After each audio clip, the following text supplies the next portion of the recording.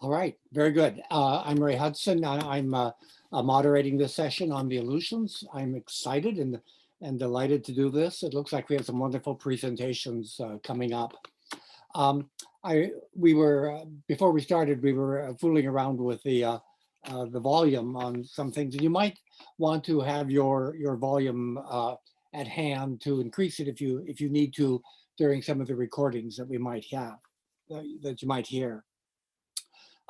First, I want to acknowledge that I'm coming from the ancestral homeland of the Abenaki Nation from Vermont. And it's wonderful to be able to put my toes back in the Aleutians, even from this distance.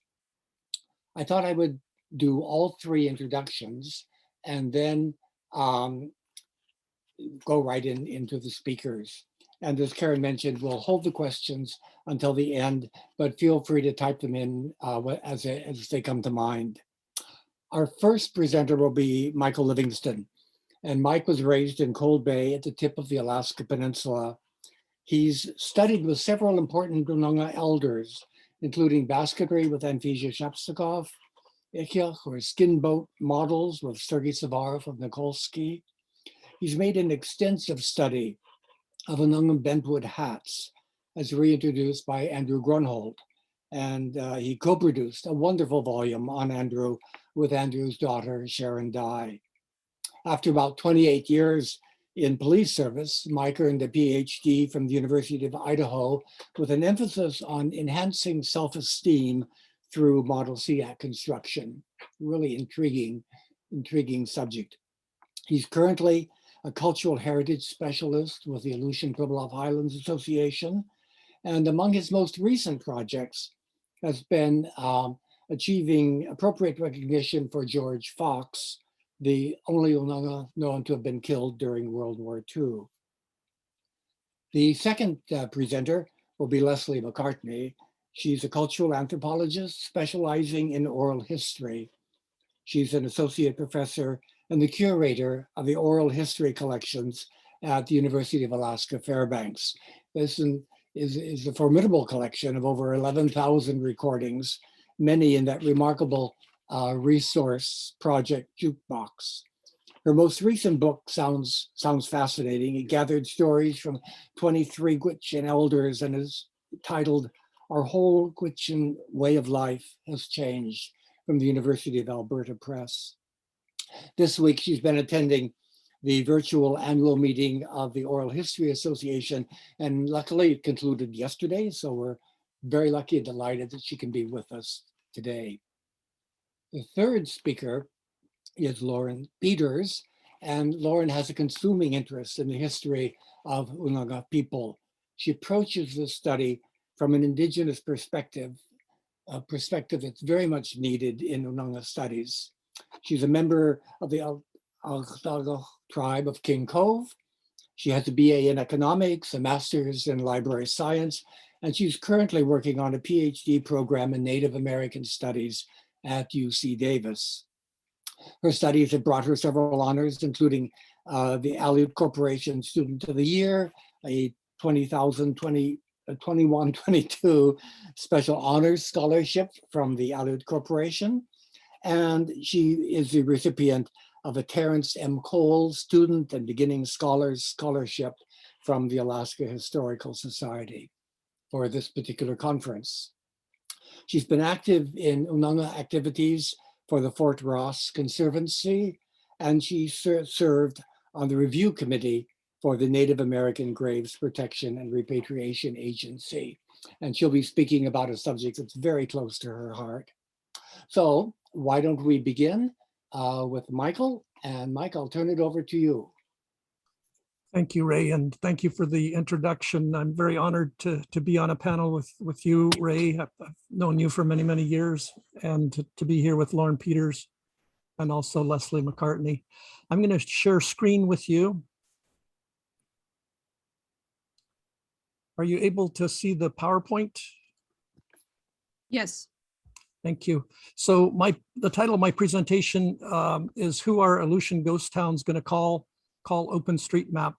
And just so you know, I'm going to power through the first portion of this presentation very quickly. I'm going to save the best for the last on UNGA. And then if there's time, I'm going to share screen with both OpenStreetMap and Google Maps and give you a live demonstration on how to edit Google Maps. So again, my name is Michael Livingston. I'm a cultural heritage specialist with the Aleutian Pribilof Islands Association. And my presentation is a bit of a parody on Ghostbusters from 1984. And I've modified their theme a little bit. I'm not going to subject you to my singing, but I'll read it. If there's something strange in your neighborhood maps, who are you going to call? Map editors. I ain't afraid of no maps. Let me tell you something, editing maps makes me feel good. And it's true, I really do enjoy editing maps, particularly Google Maps and OpenStreetMaps. And it is important to recognize that maps are important. Sometimes lives depend upon accurate information being accurately reported in maps.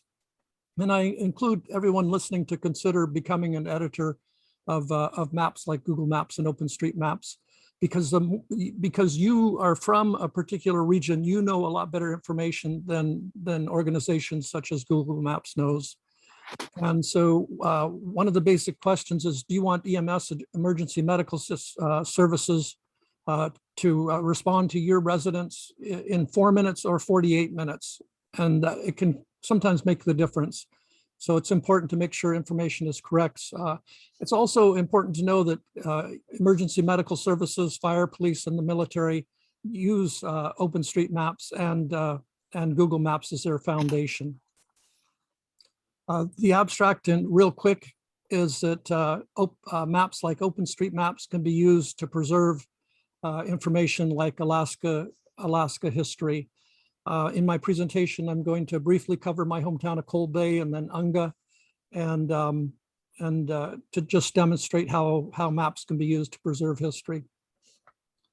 I'm going to give you a quick Unangax introduction, and this is from Notes on the Islands of the Unalaska District by Russian Orthodox priest Ivan Veniaminov, who lived in Unalaska from 1824 to 1834. And Unangax introduction is to tell a little bit about your family, their accomplishments, and your accomplishments, but do not brag. My mother was Anna. She comes from a long line of fishermen here in Alaska.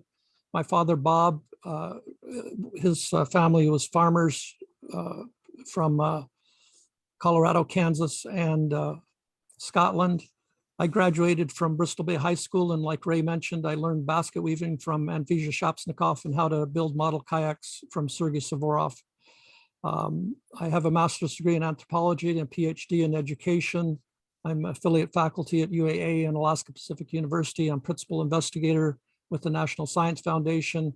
I'm a member of the Aleut Foundation, the QT tribe of Sand Point. In terms of map-specific qualifications, Russian Orthodox priest Veniaminov pointed out that Aleuts are good map makers, as did Father Michael Alexa. I started drawing maps in Alaska in the 1960s, and then in the 1970s started working with wonderful people like Ray Hudson. I've worked in Alaska for over 25 years as a police officer. I'm a captain with the Alaska State Defense Force. I want to briefly mention Godfrey versus the municipality of Anchorage. A tragic case from 2002 in which Mrs. Godfrey was seriously injured in her arms, legs, chest, and stomach. It took over 48 minutes for the municipality of Anchorage to find her residence, which is way too long. And Mrs. Godfrey did prevail and was awarded $700,000 for the long length of time that she had to wait for the paramedics and the Anchorage police to arrive. Other map qualifications is that I'm a Google Map level 10 guide, and I've been editing OpenStreetMaps from 2014. There appears to be three major maps that are used as a foundation for many other maps, and this includes Google Maps, OpenStreetMaps, and Bing. They serve as a foundation for many other maps used by the fire, the police, the ambulance, search and rescue, including military top secret maps. Since I'm a captain with the Alaska State Defense Force, I've been able to see some of these top secret maps, and I look at them and say, those aren't top secrets. I edited those maps.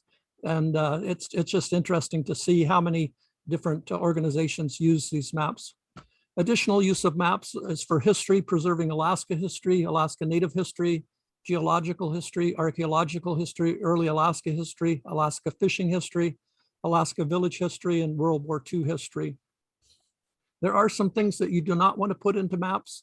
Anything that can be stolen or misused, such as the looting of archaeological sites, the stealing of items from World War II plane crashes, any personal identifying information, vulgar terminology, obscene images, illegal information, or anything contrary to the security, local security, state security, or the national security. And again, as quickly as I can finish this PowerPoint and transition to a live view of Google Maps, I'm going to show you how to edit Google Maps. But in the bottom right-hand corner, there's a button that says Send Feedback. When you click on that, another panel will open with the choice of 5 different items, and then you just select which item you want to edit. For example, with the Anchorage Police Department, you can edit the name, the category, or the location. To edit Google Maps, you need a Gmail address, which is free. It does take time for Google to respond. It takes tons of patience. You might submit a correction or something and expect it to show up immediately. It doesn't. It's monitored by Google employees who double check and triple check the information that you've submitted.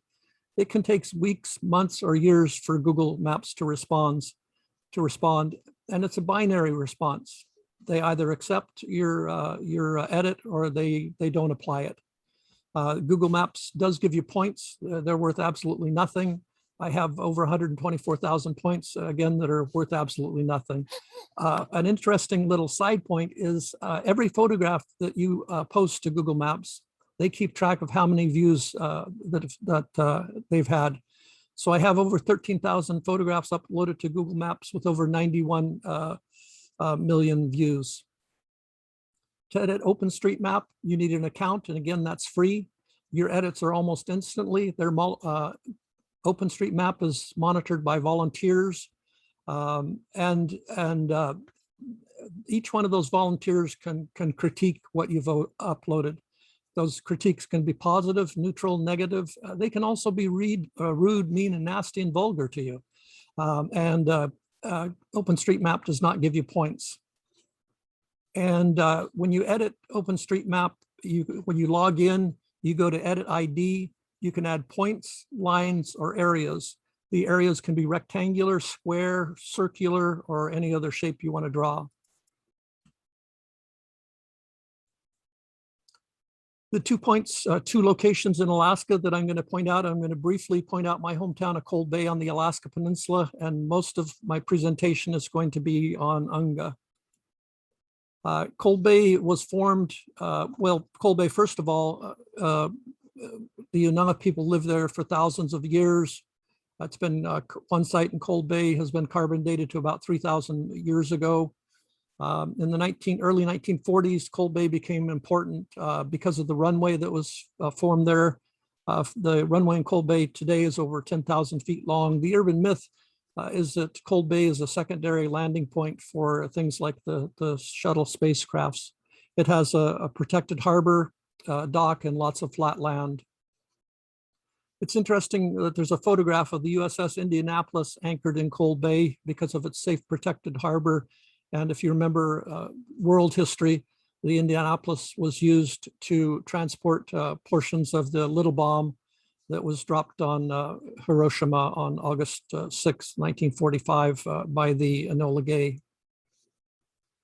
Some of my edits in Cold Bay and OpenStreetMap include Mortenson's Lagoon. And you can see where I've added points, lines, or areas, points being antennas, lines being World War II roads, and areas being the circles that appear to be from 55 millimeter cannon mounts that were mounted at Mortenson Lagoon to protect, basically protect the harbor from invading ships or submarines. I'm going to quickly jump over to Unga Village, which is in the Shumagon Islands off the end of the Alaska Peninsula. And some things that Alaska historians might remember is that Bering and Steller landed very close to the Shumagon Islands in 1741. Unga village is also close to current day Sandpoint. So some basic things that Unga is famous for. The Unanga people have lived in the region for 10,000 plus years. There's many talented artists, musicians from Unga. You might know the name Dr. Reverend Peter Gordon Gould, who is the founder of Alaska Pacific University. Dr. Gould was born in Unga and then raised in the Jesse Lee home in Unalaska. The designer of the Alaska state flag, Benny Benson, his birth certificate from 1940. Benny was born back in 1912, but his birth certificate was filed in 1940 in Unga. As Ray mentioned, another project I'm working on is the honoring of Private George Fox, who was born in Unga in 1920. Private Fox is the only Unanga Aleut soldier that we know of that was killed in action in World War II. He was served in Northern Africa and then landed on Anzio Beach and was outside of Rome in a town called Ardea when tragically Private George Fox was killed in action while fighting the Nazis. His sacrifice has almost been forgotten about, except for the memory of wonderful people like Gertrude Savarni of Unalaska, who placed a flag on his unmarked grave since his remains were returned to Unalaska. We did finally get permission. We've been working on this project for about 7 years. We did finally get permission to order his gravestone just this summer. It's been delivered to Unalaska, and we hope to have a ceremony to honor Private George Fox on Memorial Day 2022.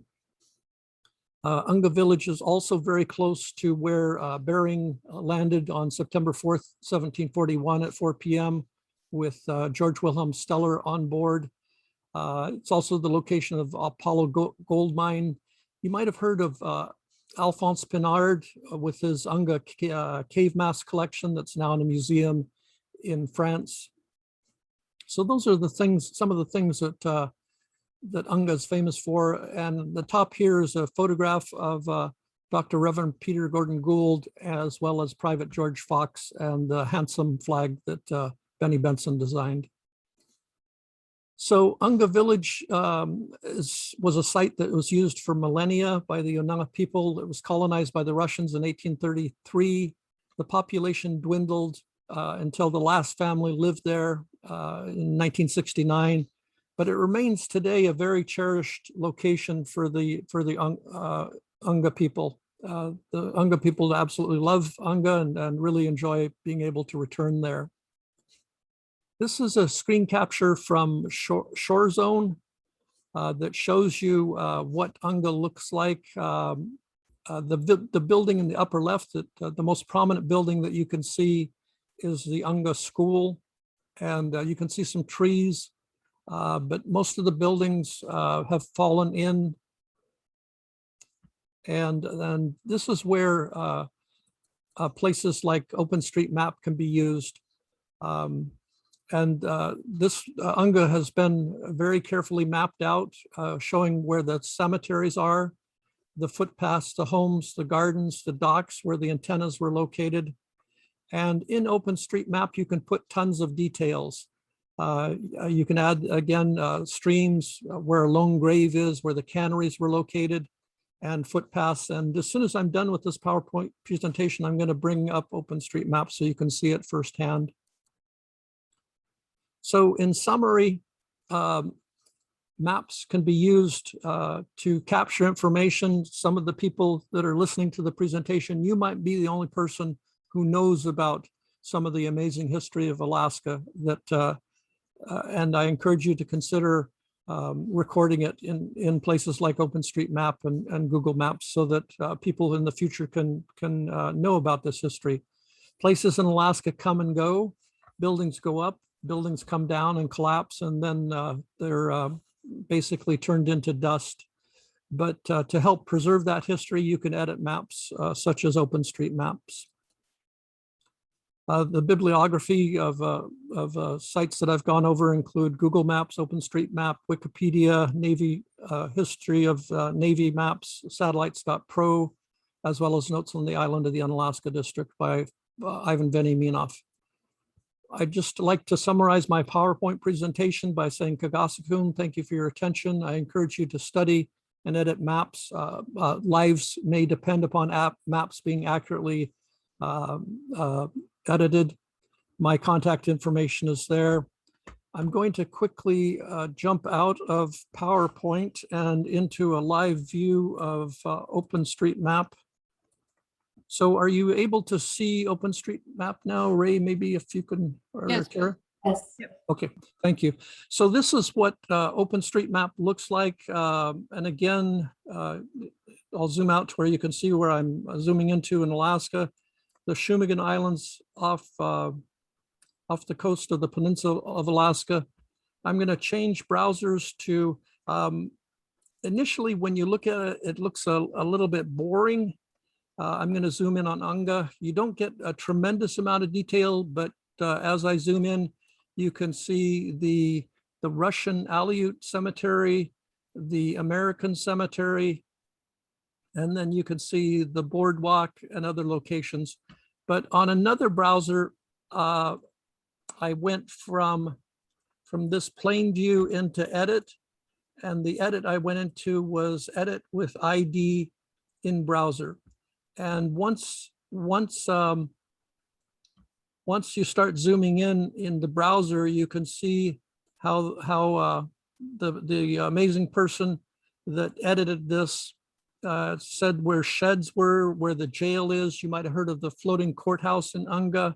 It was located here, the old dock, and where the library is.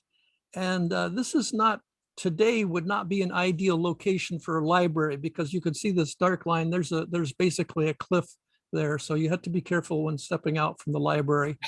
I'm going to zoom out and scroll to the north here and show you the Fox residence. So this is the Fox residence. I believe it's where Private George Fox was born. And this is Private Fox's site on Find a Grave. I'm going to copy that URL and then go back here. I'm going to edit it real quick. I'm going to add a description. I'm just going to basically paste in the URL from Private George Fox's memorial. And then you'll notice over in the right-hand corner, I've got to save it. And I've got to give just a short description of what I did here. So I'm going to type in that I edited, maybe I've got it here, that I edited Unga.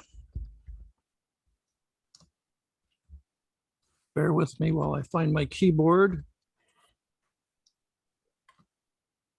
Okay, so there's edit to Unga. And then after you do that, you've got to upload it. And it's uploading and will be visible in a few seconds. I'm going to change browsers to my beautiful hometown of Cold Bay. You might recognize the runway there. I'm going to zoom into the Barefoot Inn. And there's three different parts of the Barefoot Inn. There's a grocery store, there's the bar, and then there's a hotel. Where I put the hotel is actually not the right location. So I'm going to suggest an edit, change or move it. I'm going to switch to the satellite view. And then I'm going to, this actually is a hotel over here. I'm going to click done, and then I'm going to click send. And all I'm doing is fixing the street address. So that was a live demonstration of how to edit OpenStreetMap and Google Maps. The OpenStreetMap edit that I did is available basically live.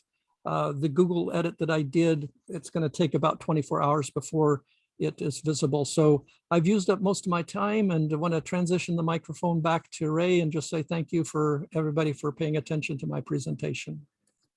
Well, thank you very much, Mike. That was fascinating. I'm in awe of your abilities. I have trouble turning my computer on and off.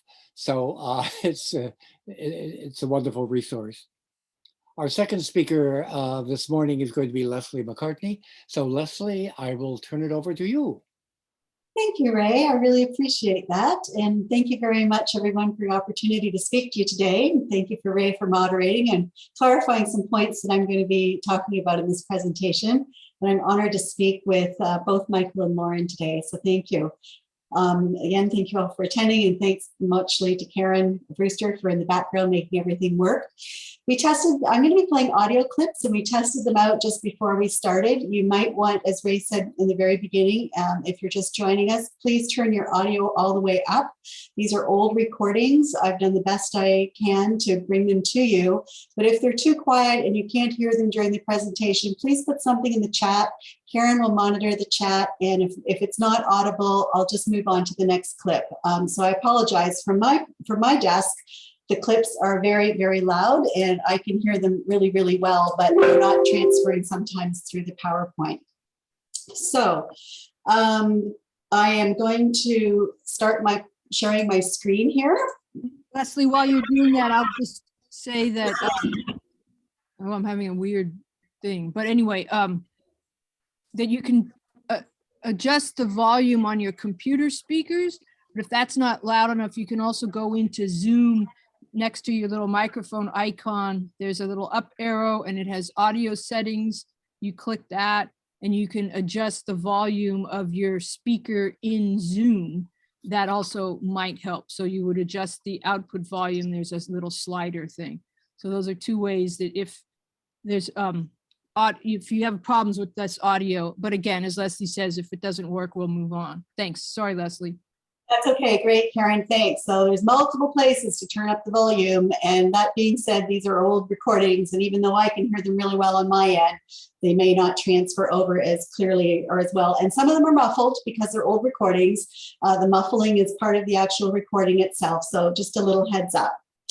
So 2 weeks ago, I attended the International Association of Sound and Audiovisual Archives, the ISAA virtual conference. Paul Augustine of Penang House of Music in Penang, Malaysia, was the first keynote speaker. And in his address to the conference, he showed this slide. And it was a quote from his great uncle based on an African proverb that says, "When an old man dies, a library burns to the ground." I was really touched by this quote. I had not heard it before, and I was really touched by Paul's presentation. And it was a wonderful keynote to begin this address. So Paul's great uncle's words were based on the words of, and I'm sorry, my African language is not good, Amadou Hampâté Bâ, a Malayan writer and ethnologist who used this proverb during a UNESCO meeting in 1960. He was the champion of Africans' oral history and traditional knowledge. And what this proverb means is that an African oral history is especially valuable, and yet it suffers great loss with the death of each elder. I would advocate that in every culture, this is probably true. And it's especially true with the elders, that maybe the last generation to be fluent in indigenous languages that we're going to discuss momentarily. So as Ray said, I'm currently the curator of the Oral History Collection. We're located in the Elmer E. Rasmussen Library at the University of Alaska in Fairbanks, and we are part of the Alaskan Polar Region Collections and Archive. The oral program was founded and established by Bill Schneider in 1981 to collect, preserve, and provide access to audio and video recordings that provide insight into Alaska's people and history. And at last count, we were really excited to learn we actually have over 15,000 recordings now in our collection. We had a huge influx in the last year or two. And although we do collect and conduct oral history interviews when grant funds allow, the collection is unique in that it's comprised largely of audio recorded donations that are from communities or community members throughout the state, many of which actually predate the founding of the oral history program itself. So for example, in 1997, the University of Alaska Fairbanks Oral History Program received 59 reel-to-reel magnetic audio tapes from the Unalaska City School Board. The tapes were made from the early 1970s to about 1982 by the chair of this session, Ray Hudson, who lived in Unalaska and Unalaska Island from 1964 to 1991. At the time the recordings were made, Ray was a high school teacher in Unalaska. One of Ray's high school classes, the students called the Cuttlefish class. Cuttlefish are marine mollusks and belong to the same class as squid and octopus. And I was a little confused as to why it was called the Cuttlefish class. But Ray explained why the name was chosen. He said that the name Cuttlefish came about after the students made suggestions as to what to call their class. Several names were put forward. They took a vote and Cuttlefish was chosen. So in this class, they asked community elders to come into the class and share with the students the Unangax language, sometimes through the use of a translator and sometimes in English, stories about themselves and other cultural and historical details. This was really about all we knew about the tapes when they were received in 1997, or at least anything that I could find about them. This and this was really common back in that time. So the series of tapes was accessioned. It was called the Cuttlefish Project Tapes, and they were accessioned into our main oral history collection, not with a lot of paperwork or any paperwork or releases, which again was very common for the time. So the reels were placed on a shelf in our temperature and humidity controlled vault, and there they sat for about 20 years. And as with many series within our larger collections, both with us and worldwide, without catalog records, no one really knows they're there, and without releases or them being digitized, they're really not accessible or used by anyone. So there's been a movement kind of worldwide to start, concentrating on getting these older recordings out there so that people can use them. So in 2015, we started a concentrated push to get release or license agreements from organizations and individuals so we could begin to digitize and make these recordings that are in our collection available, hopefully online. Many archives around the world have embarked on such projects, and so much material is just sitting on shelves collecting dust, and we're no exception. And really, we have a small collection compared to a lot of places around the world. But there's just so much rich Alaska heritage that's just sitting on our shelves, and it's not accessible to the communities they came from, and really wanted to change this. So in 2016, we approached the Anathesia City School Board, who had ownership of the Cuttlefish Project tapes, and asked if they would sign a worldwide license to make the recordings available through the UAF Oral History Program for access and preservation purposes through any means, maybe including the internet. And they were only too happy to agree and comply and signed a release agreement, and we were thrilled.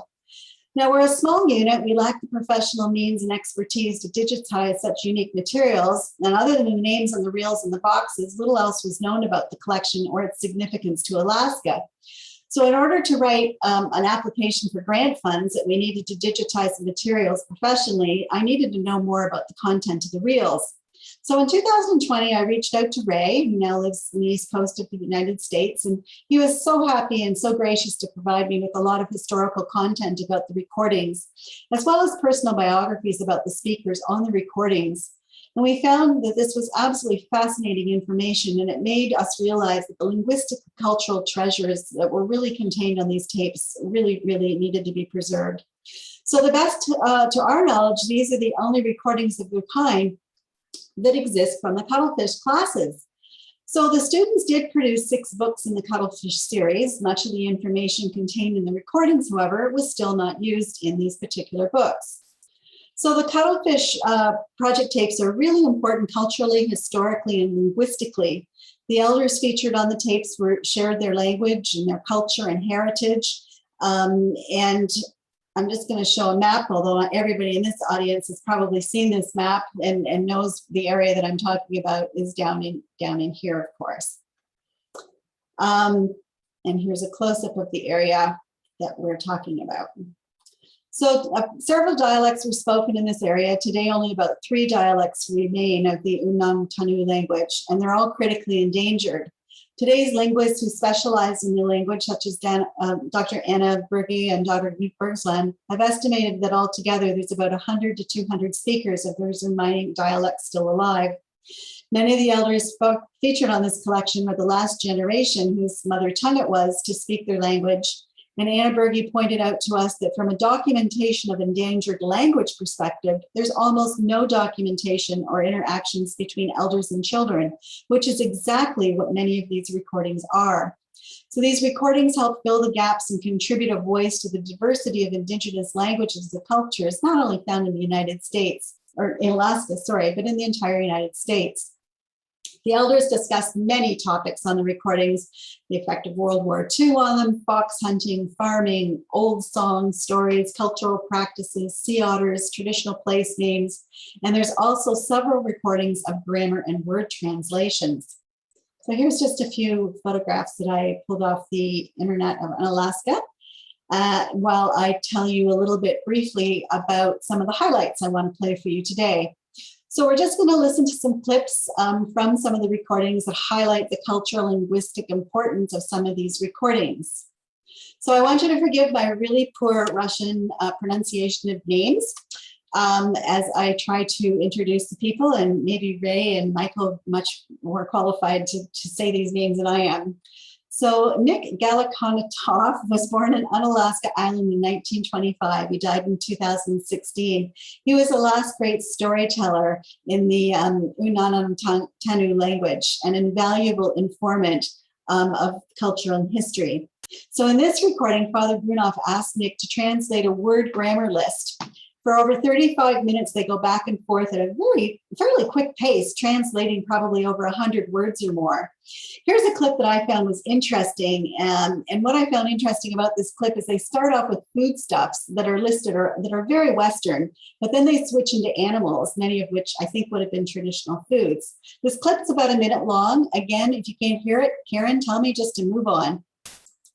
Potatoes, Kartoffeln, rice, Kruppach, bread, Liebach, jam, Urineach, butter, Maaslach, crackers, Sukarach, cookies, Pranikach, sugar, Sakarach, tea, Chayuch, squirrel, Yibraskach, hair seal, Isoch, sea lion, Kawach, fur seal, Laqlach, sea otter, Snatoch, fox mainland, Aikao, blue fox island, Oakjing, crow, Kalngach, eagle, Kechlach, seagull, Chulugidach, potato, Sorry. The next slide. Yeah. Sorry, as I flip through here, it goes fairly quickly. Sorry. This is the next clip that I've got is Sergei Sarov. He was born in Nikolsky, Alaska, in 1902. His father was one of the storytellers whose narratives were recorded by Vladimir Bokelson in 1909, 1910, and subsequently published by Bergslander and Dirks in Aleut Tales and Narratives. His mother was from the Kashiga village and was a master weaver. And Sergei began making models of skin boats as a young man and continued throughout his life. And his oral histories are among some of the most important of the late 20th century. He died in 1989. In this clip, it's a song, a hymn. Although when I asked Ray about it, he doesn't know the occasion that it celebrates. It was recorded in the village of Nikolsky on Umak Island in the Fox Islands, and it's about 50 seconds long. And it is muffled, but that's the original recording.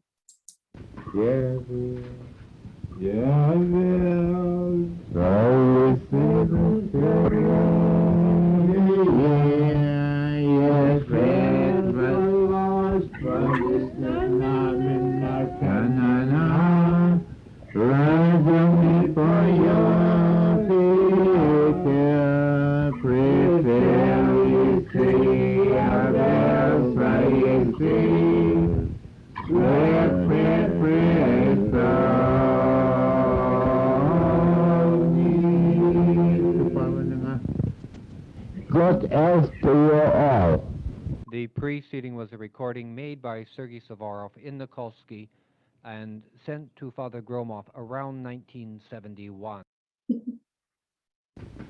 I love how Ray sometimes inserted what they were on the recordings. It's really helped us immensely. The next recording is delightful. I really like this one. But just some cultural background about who's featured on our next recording. So Anathesia Schnapstikov was born in Abka around 1900, and about 1906, her mother brought her and her brothers to Unalaska, where she attended the Russian school operated by the Orthodox Church and the public school. She was literate in Unangax, English and Russian. She was ordained and a reader in the church and conducted services in the absence of a priest. And in some of her recordings, not this one, but in other ones that she made in this collection, she discusses her school days, Russian Christmas traditions, meeting Senator John Kennedy, child rearing practices, teasing, and how to save the old ways. She died in 1973. Bill was born in Acton, Alaska in 1902 and became known for his willingness to promote and share his culture. He is one of the last traditional dancers and occasionally traveled throughout Alaska demonstrating the dancing. He was one of the last traditional drum makers and passed his knowledge on to the younger people. He was renowned for his fluency and rhythm in which he spoke in Eastern Aleut Unangax dialect.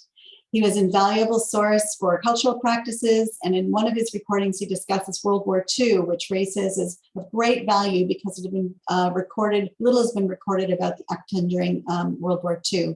He died in 1991. Dorothy Nerium Jones was an important scholar of Unangax life. She was a clinical social worker who lived and worked in Alaska beginning in the 1960s, was a professor of sociology, an Institute of Social and Economic Research in University of Alaska from 1968 to 1981. And many of her works and writings focused on the lives of Alaskan Natives and their communities, especially Aleut people. She was in this really delightful and lively recording. It's a game, and it was recorded by Dorothy Jones in her home in Cold Bay, Ray tells me, with herself, Bill, and Anathesia. Ray says he thinks it's the kind of game where an object is passed around and you shout ye, or V when the player has tossed out the guess, and laughter ensues as to whether or not the guess is correct. This clip is about 35 seconds long. This is a recording with Mr. Bill Chepanov of. This is a recording with Mr. Bill Chepanov. I have the wrong recording up. I apologize. Let me just go to the one with, here it is right here. Sorry. Ayula, Tomaya Chula, Ayula,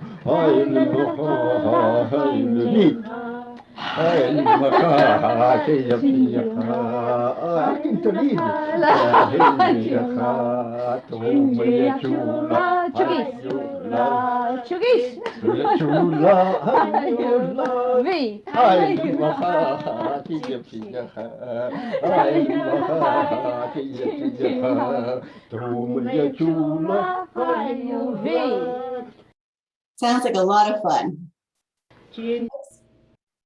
The next one is of Bill in a school class. And this is one of the ones that Anna was saying is so invaluable because it's with elders with children in school, interacting with children in school. And this is done through a translator. And I found this just fascinating, this whole recording. So this clip's about 3 minutes long. I hope you can hear it. If you can't, Karen, tell me to move on. This is a recording with Mr. Bill Chepanov of Akutan at the Unalaska City School, September 19th, 1977. Yeah. Class, I think you all know Mr. Bill Chepanov from Akutan because he was here yesterday, or Saturday for the Crab Festival. And then he was in our school for several months, I think, a couple of years ago. And we had the wood carving class in this room here, and people made a lot of games and so on that Bill was teaching. Well, today we have another opportunity to talk with him and to find out about some of these different items and to ask questions. He'll explain them to us. And what would you like to start with? Any one of them. Okay, we'll start with the Badarki. Yeah. Okay, go ahead. We wouldn't know Ikka. I would go. What? All in this go. So this is called an Aleut Lochta, they call it. Yeah. By darker, right? The boat? The boat itself, yeah. They said the big one they made took them 2 weeks to make. I will tell you a frame of car. The guy wouldn't eagle car, which Kawiggle car, which was swore. The men made the frame, and in the early days they used sea lion skin, so the women were the ones that made it soft and sewed on the. Was it any sea lion skin or male sea lion or female sea lion? Big sea lion, Big bull sea sea lion, lions, yeah. Bull sea They used about 2 of them, 2, 3 of them. Napper Budarke. You must wish Akkalgosik. Hadwig.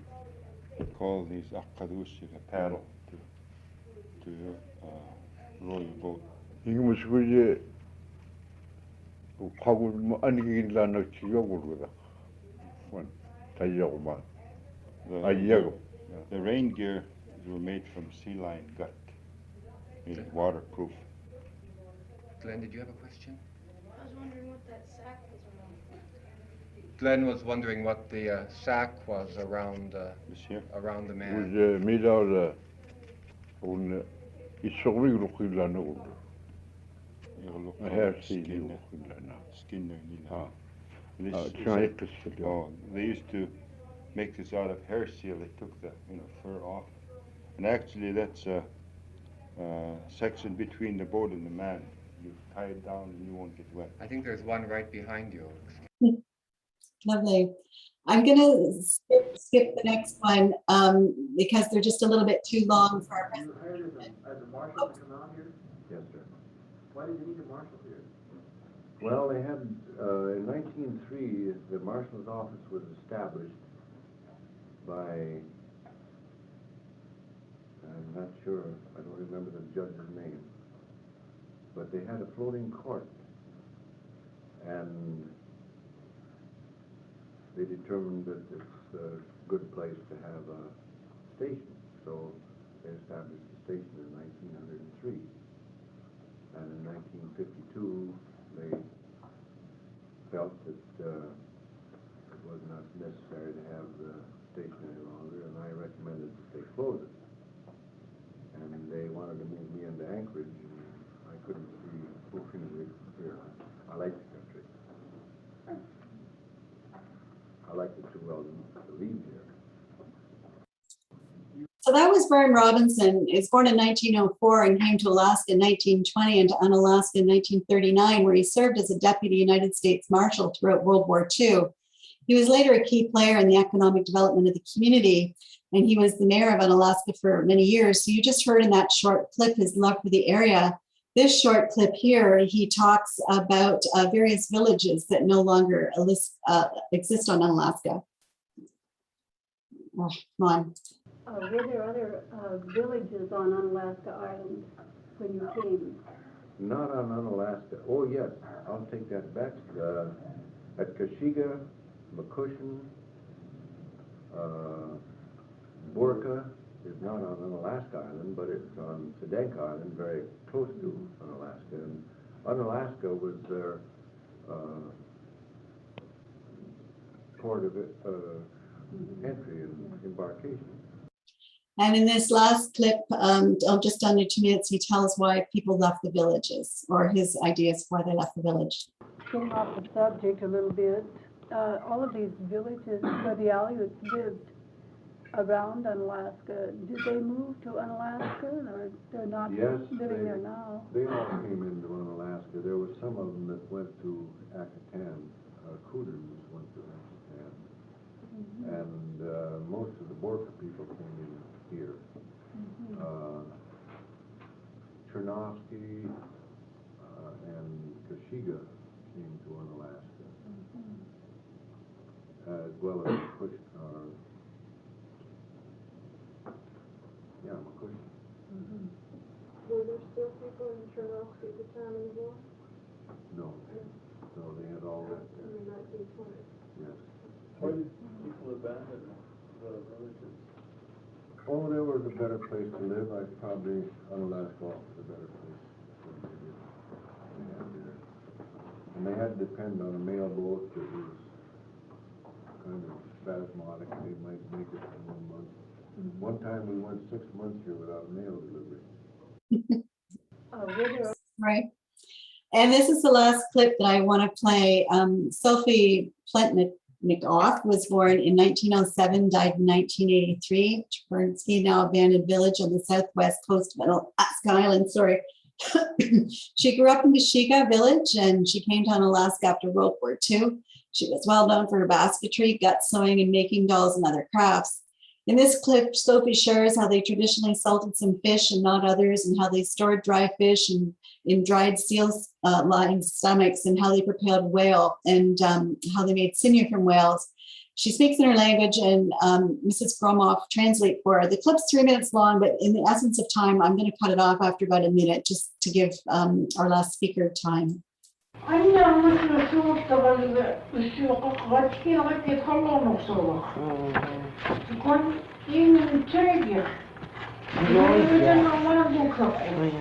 So they used to salt just about anything, codfish, hair seals, fish. The only thing they couldn't salt was halibut. So they tried it, but it used to turn yellow, so they never did try it again. The others were all right.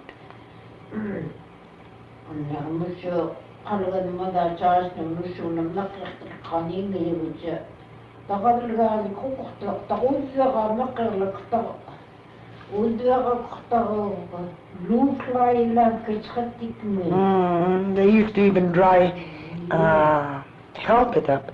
So another thing they used, the seal lined stomach, was dry it out and clean it out and dry it out. So they could have stored at least 200 of humpy dry fish in it. It was that big. Sorry. So in closing, I just want to express my thanks to the National Recording Preservation Foundation, who provided us with funds we needed to digitize these recordings professionally. Recordings have now been digitized by Mass Productions in Massachusetts, and we hope soon to upload the MP3 versions of the recordings to a library catalog in the 856 field, so they'll be accessible to anyone in the world with an internet connection. And I just want to say it gives me especially great pleasure and a sense of accomplishment to help close this large gap, that we can make accessible recordings to families and communities who have years not been able to access culture or language tapes that have been housed in our vaults and our archives. And so this material will be now accessible, and hopefully, remote communities in the Aleutians and Pribilof Islands can access them. They're an incredible resource for regional culture-based preservation projects, language instructors who can use them for language instruction, as well as culture camp instructions and any materials that they want to plan and implement for instruction class on traditional skills or revitalize lost practices and languages. I'm sure that all the speakers who attended Ray's class and shared so freely their language and culture with younger generations will be pleased to see that their teachings are being used in the digital age to teach yet another generation. So in our small part, although many of these elders who generously gave their time and recorded their knowledge have passed away, this small library of knowledge that they created in their lifetime will live on for future generations to learn from. Thank you very much. Thank you, Lauren. That was very, very interesting. I remember with what joy a granddaughter of Alice Moeller learned that there was a recording of her grandmother's voice and talking. Just terrific, terrific. Now we get to hear from Lauren Peters about another very moving story. And she's pre-recorded this, but she'll be live for questions.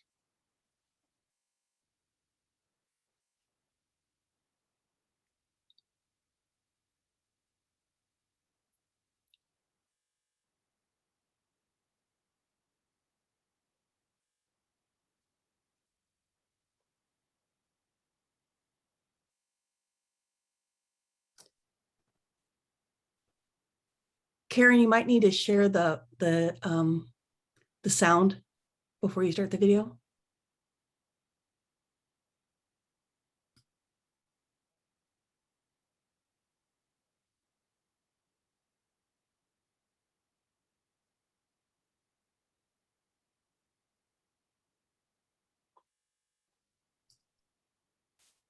I think before you share the screen, you need to share the sound. Unmute and then do it. Okay. Yeah. Sorry about that, everybody. New And share the audio.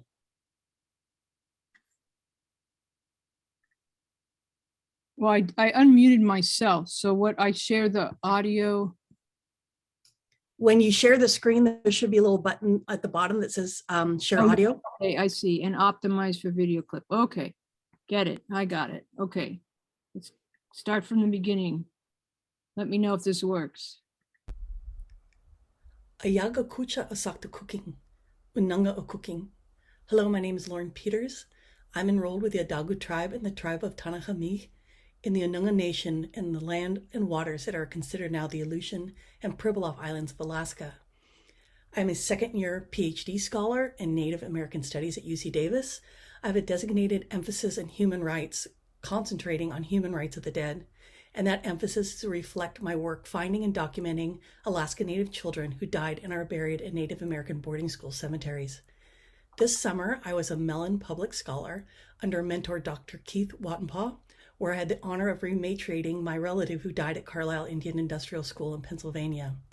Today, I'll talk about how the boarding school era affected Alaska Natives and introduce you to my great Aunt Sophia and talk about retracing her journey home this summer to St. Paul Island. To situate ourselves, this is a map of the indigenous territories in Alaska. The specific areas we'll need to know are the Aleutian Islands, which are the purple arc, stretching from the tip of the peninsula to Russia, and the Pribilof Islands, which are just above the Kayaker, St. Paul, and St. George Islands. Just below the Kayak is Unalaska Island, and in the green area to the right is Southeast Alaska, where the first boarding schools were established. Unanga Pribilofs are the Seal Islands, the largest fur seal rookery in the world. In the 1700s, the Russians took Unanga away from their Aleutian Island homes and brought them here to club seals for their pelts. In 1867, 2 years after the Emancipation Proclamation freed the Southern blacks, the U.S. government bought these 2 islands full of captive workers. They were called slaves of the harvest. It was set up like a company town, but the occupants were not U.S. citizens. They were wards of the state and were not completely free of U.S. government intervention until 1983. Men worked harvesting fur seals. Women's jobs were to take care of their sealing husbands. Girls would marry into the sealing industry, and boys grew up to be sealers by age 14. Orphan girls were worse than useless. They were a drag on the sealing profit. In the late 1880s, a way to offload these orphan girls became available in the form of native boarding schools. This is the Bear. It was captained by Captain Healy. He was the first Black captain in Alaska. This picture was taken in 1895, the year before Sophia and Irene were stolen. But the 5 girls in front are St. Paul orphans, and the 2 people on the far left back are Mary and John Tuck, who are in this picture actively stealing these children away to a Methodist missionary on Unalaska Island called the Jesse Lee Home.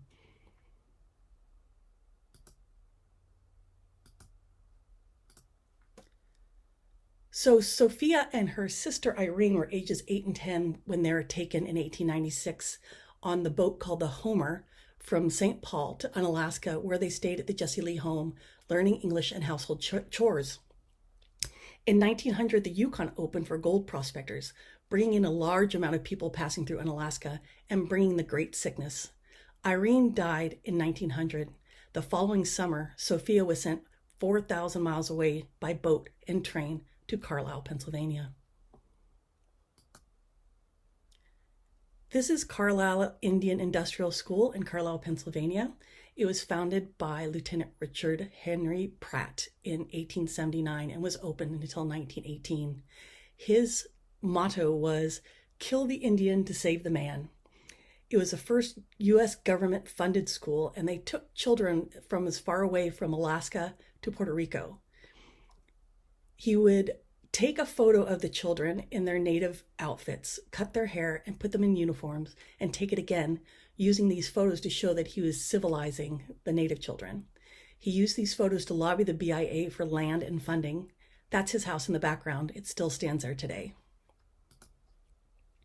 So while Pratt was working in the East Coast, the Reverend Sheldon Jackson was moving to the West Coast and up into Alaska, and this was by design.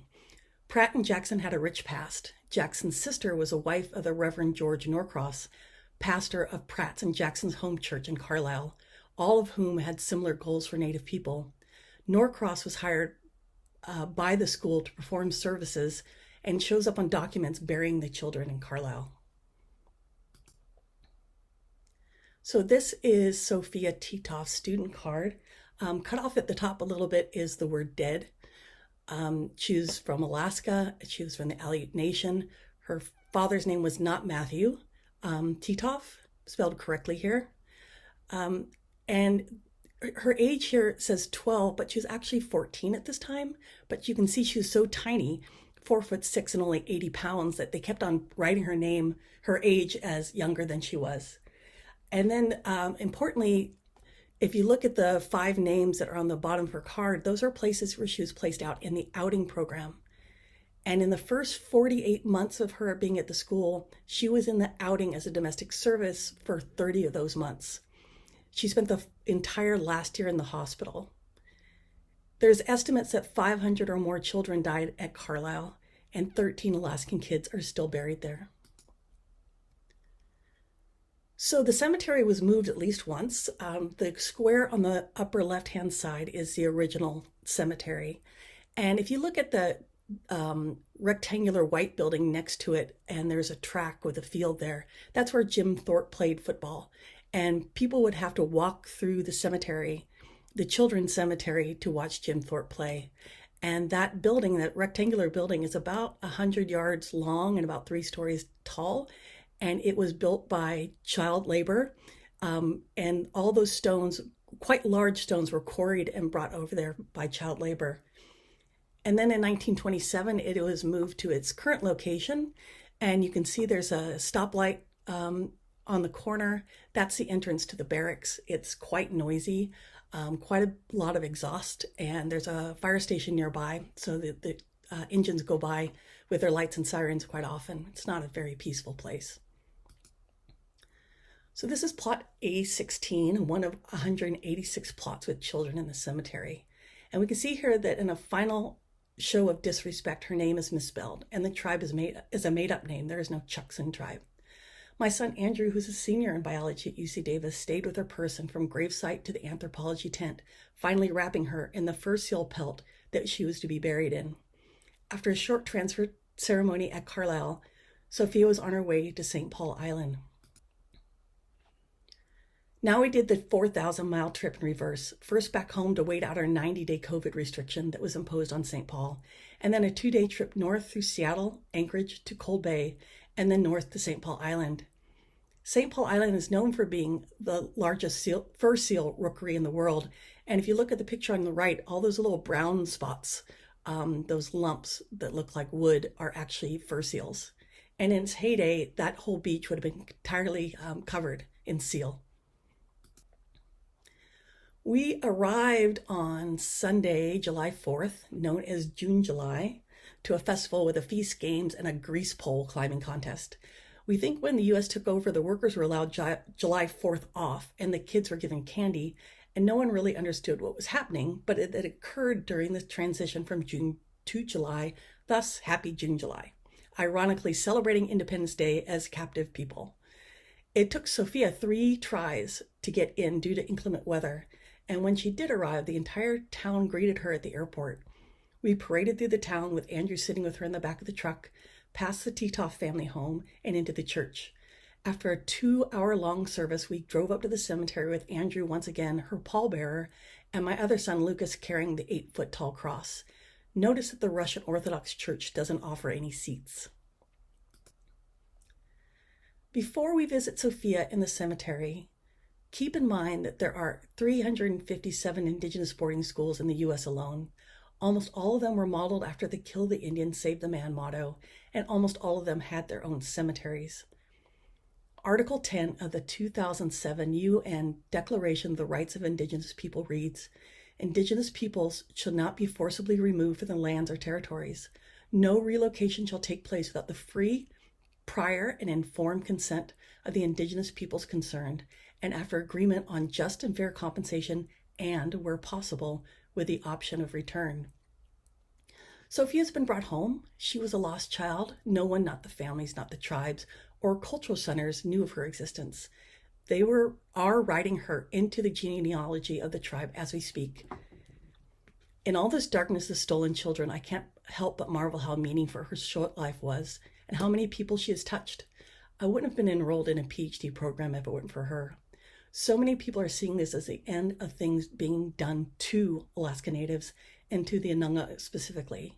Returning Sophia is creating an excitement on St. Paul Island and is giving hope to young people on the island that we can take back our culture, our language, and our stolen children. My job is to locate the children and connect them with their families. Orphans who die away from home just disappear. I would like to thank the U.S. Army for their compassionate handling of Sophia's remains, and to both the Army and the Mellon Public Scholars Program for the funding that made this trip possible.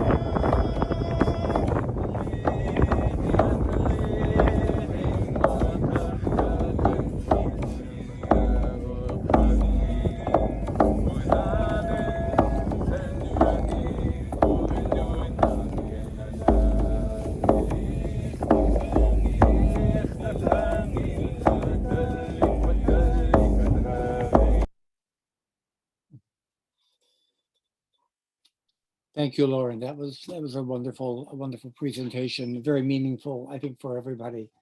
And we're going to turn to questions now. And I want to start one, if you don't mind, of my own to Lauren. And could you say a little bit more about the meaningfulness of these discoveries that are being made, that you're making, and others? Well, nobody knew about Sophia or her sister. And I was contacted by a Tlingit elder named Bob Sam in 2017. And he said, I need help finding these children's families. And the first name he gave me was Sophia's. Mm-hmm. And I contacted everyone I could think of, my aunties, the tribes, the APIA Center, and she didn't exist.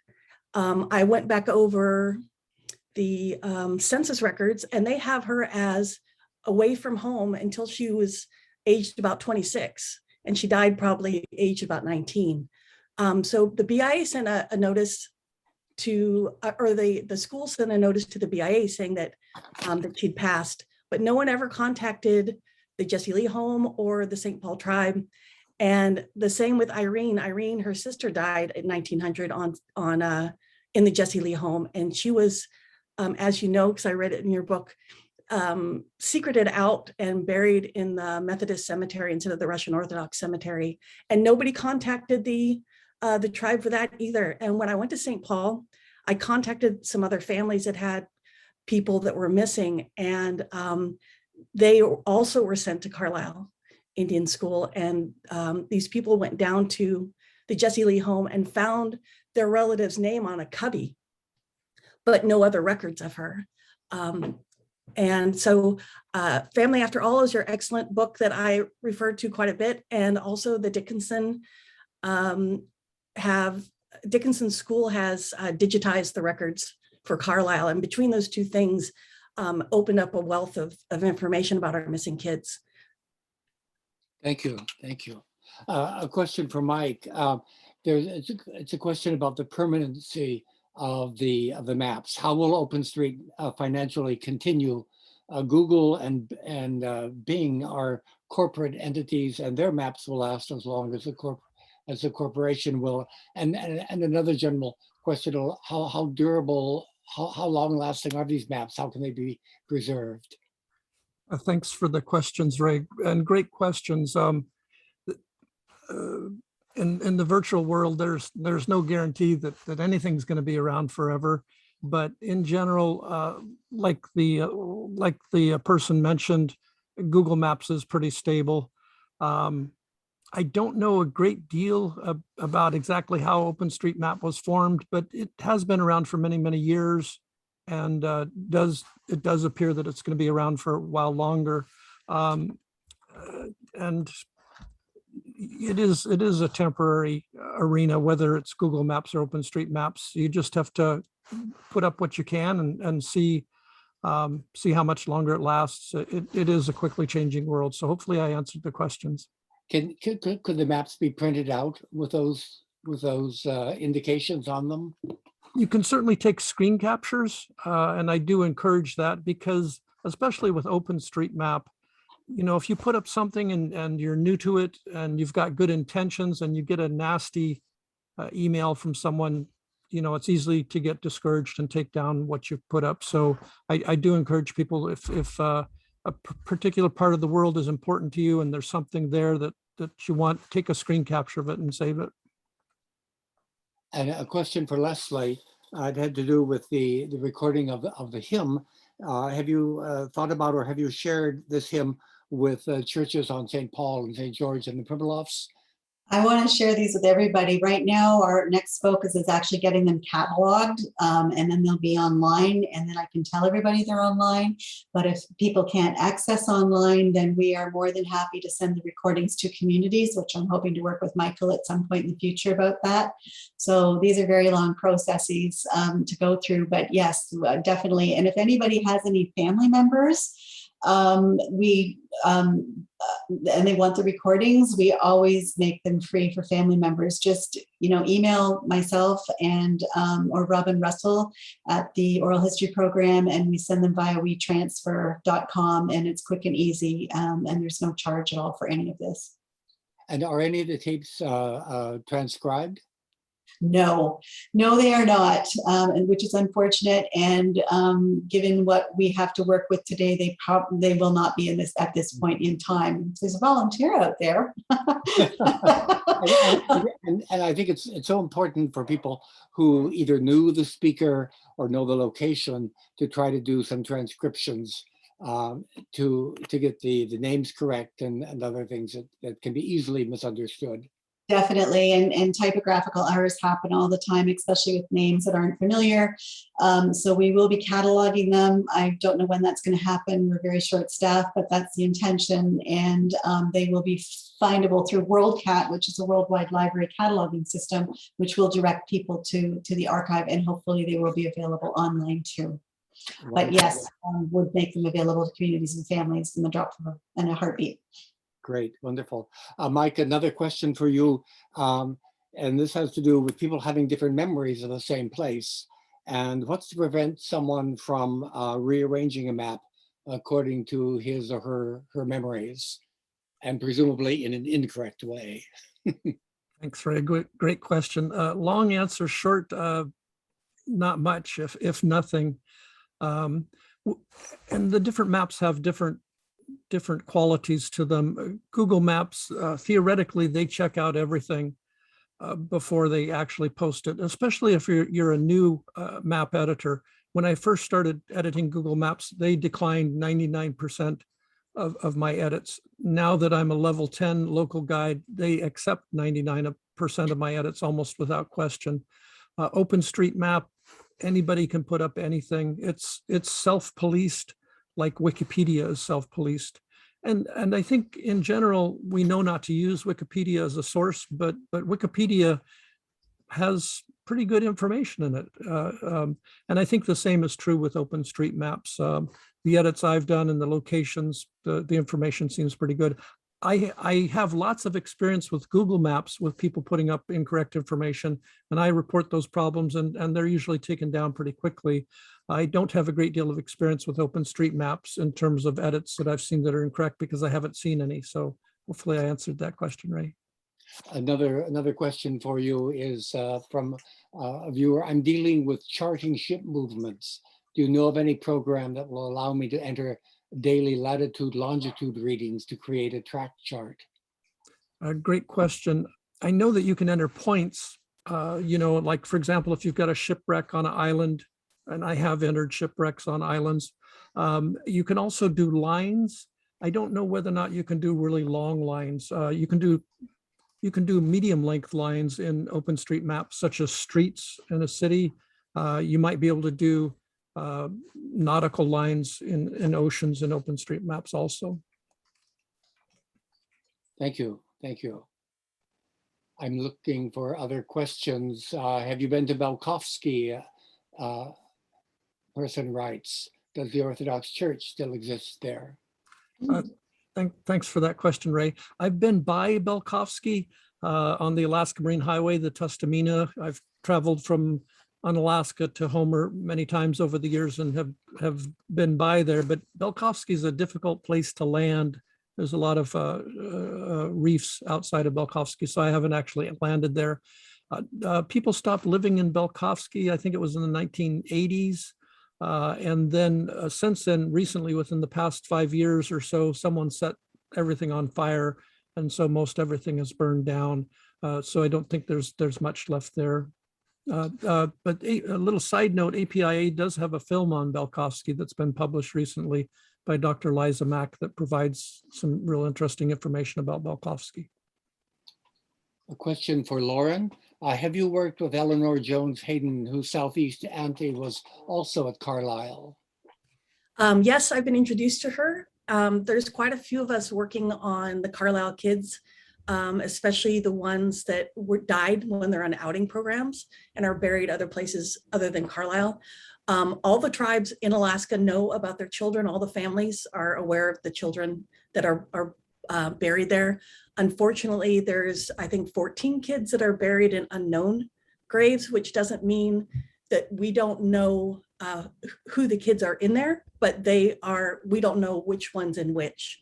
And that's a real hardship for the tribes and the families. Definitely, definitely. I'm looking for other questions here. Well, and Rebecca Polson mentions your book, Ray, Family After All.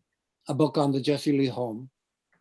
Yes, and it includes a number of boring appendices with lists of people that would be of interest to people who want to get down to particulars about students who were there.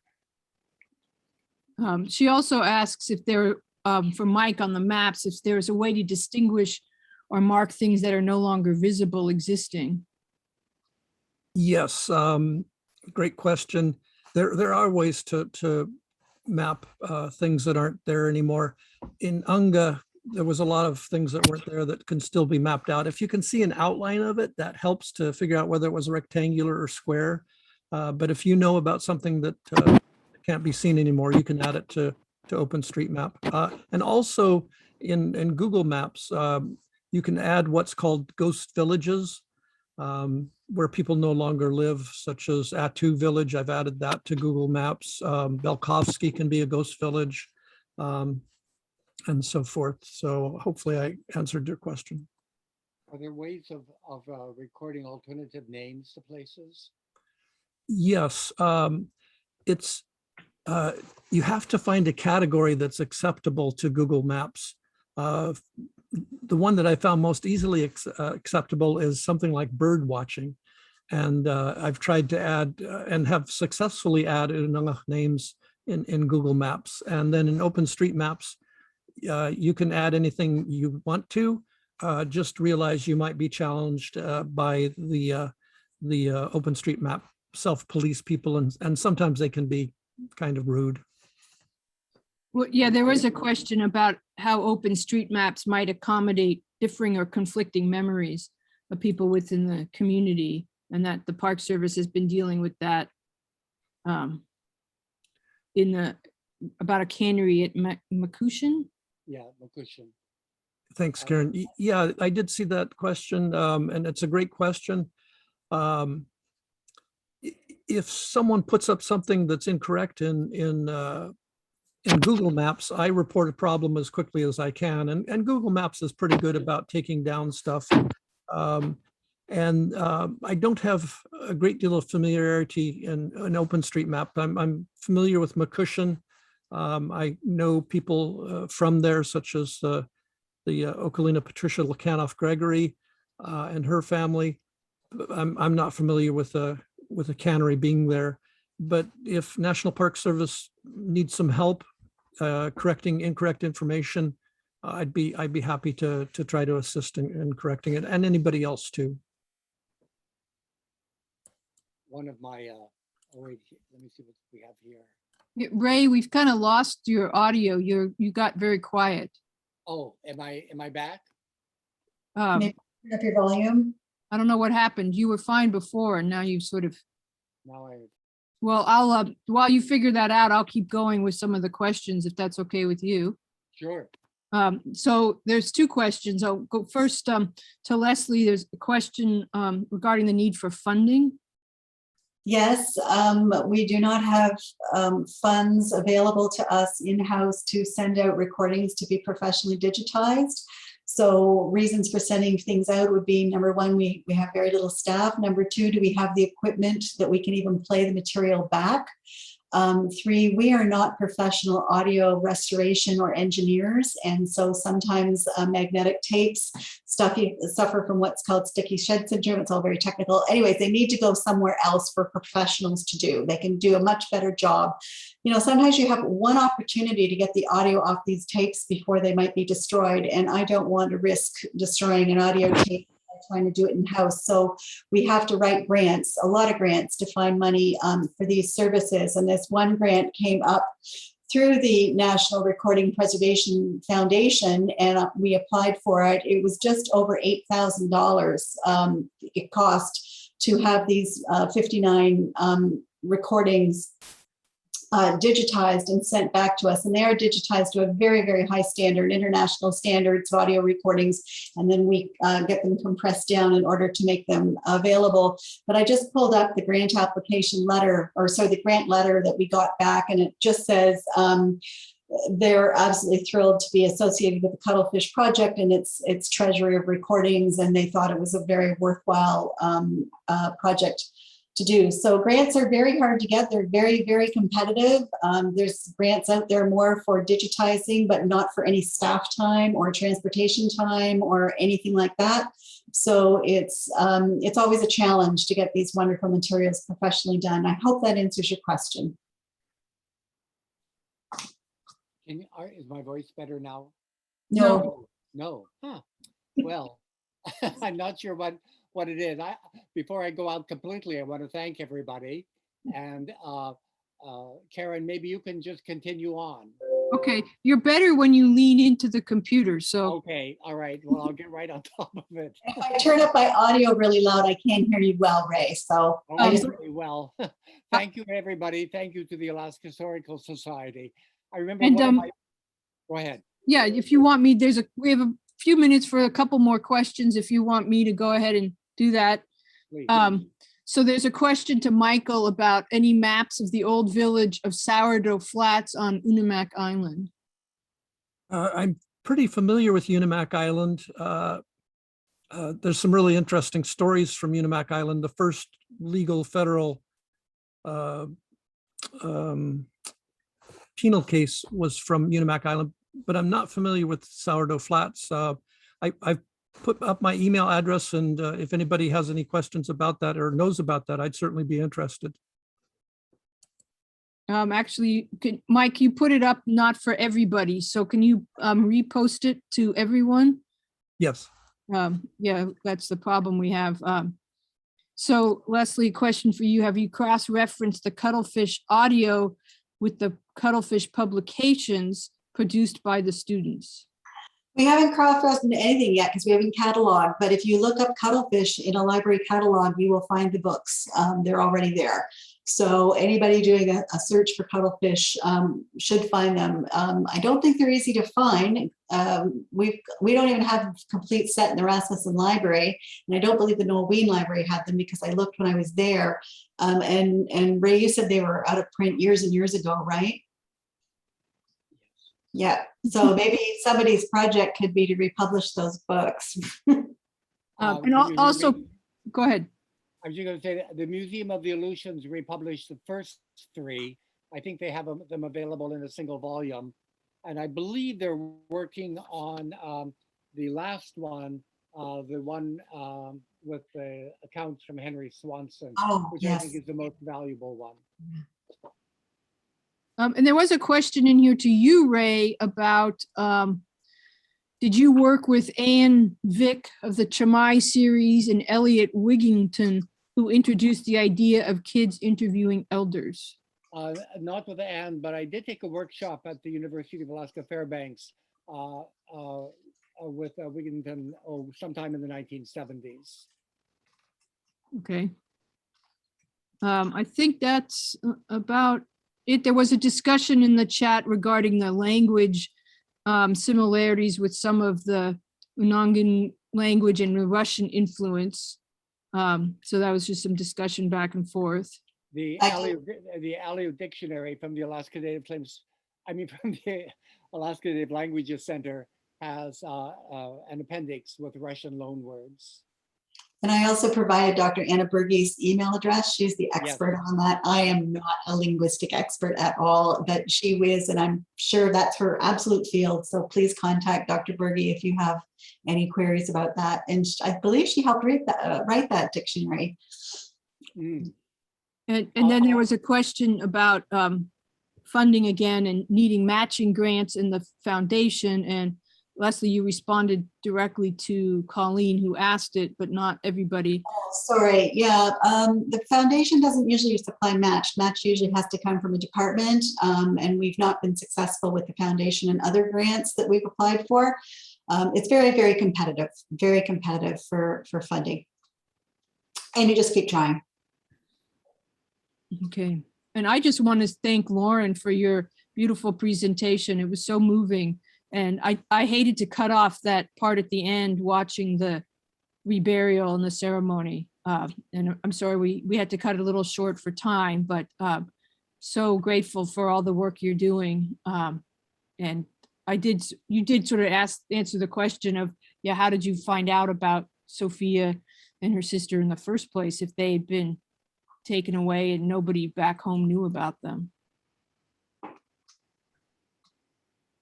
Yeah, thank you. And I don't know if I have time, but somebody, Russ, asked that the Army compassionately handled Sophia's remains and how did I perceive the leadership at Carlyle. So you as a family member work directly with the Army, and this isn't a NAGPRA funded issue for 2 reasons. One, orphans that die as children usually don't have lineal descendants. And also, they don't consider the cemetery a collection. There's been a lot of argument about that, but the Army's been really aggressive about trying to get the word out that these children, to the tribes, that these children are there, and work very closely with the tribes. They have hired the best of the best archaeologists and anthropologists to work with the children. And the thing that I was really impressed with them, not only in their professionalism, but how compassionate they were. And the remains are minimally handled. I was really defensive of Sophia when we first got there. And by the end, I invited the whole crew into the tent to say thank you. So they're really wonderful. That was a great question. Thank you. Ray, anything else? No, just thanks to everybody who participated. It's a wonderful session, and there's another one coming up at 5:30, I think.